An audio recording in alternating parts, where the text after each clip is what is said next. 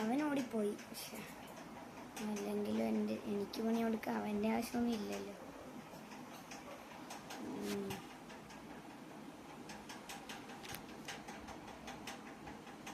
നീ എന്താണ് ഒച്ചക്ക് കുബിൾക്കുന്നത്? എനിക്കുണ്ടോ എൻ്റെ കുബിൾക്കം നല്ല ബബിൾക്കം കറഞ്ഞു വെച്ചോ. പണി കൊടുക്കാനുള്ള ഐഡിയ എനിക്ക് കിട്ടി. നൈസായിട്ട് ഇതാണ് നിക്കറി കൊണ്ട് വെക്കാം. അല്ല, സീറ്റിൽ എൻ്റെ സീറ്റിൽ കൊണ്ട് ഇത് വെക്കാം. ഒട്ടിച്ചിട്ടുണ്ട് ഇവൻ്റെ സീറ്റ്.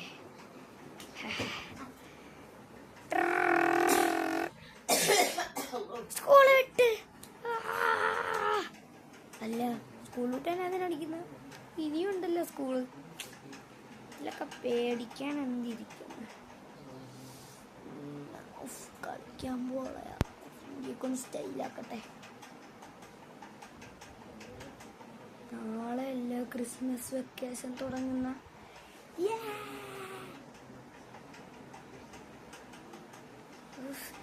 ഇങ്ങനെ പണി കൊടുക്കാൻ പറ്റില്ല. ഇപ്പൊ വീട്ടിൽ എത്തിക്കണം.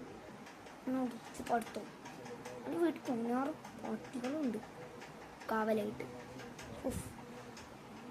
എന്ത് കുറയാന്നറിയാവോ പട്ടി. അത് മാത്രമൊന്നുമല്ല, ഇനി അവന് പണി കൊടുക്കുന്ന ആരും ആലോചിക്കുമ്പോൾ തന്നെ എനിക്ക് തന്നെ ഭ്രാന്ത് കയറുക.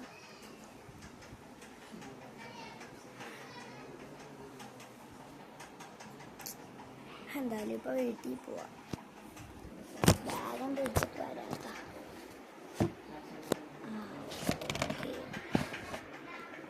വീട്ടിൽ എത്തിയതിന് ശേഷം നടന്ന കാര്യം.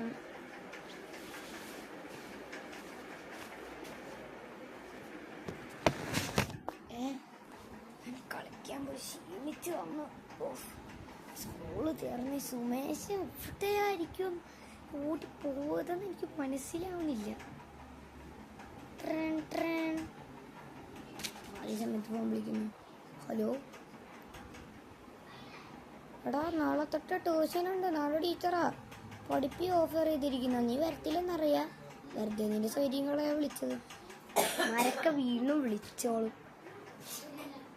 അല്ല, പഠിപ്പി സ്പോൺസർ ചെയ്താൽ പഠിപ്പി എന്തായാലും വരും. ട്യൂഷനെന്ന് കേട്ടാൽ മതി. നാളെ ഞാനും പോകും ട്യൂഷൻ. അവൻ എനിക്കെന്ന പണി എനിക്ക് ഒരിക്കലും മറക്കാൻ പറ്റത്തില്ല. അപ്പ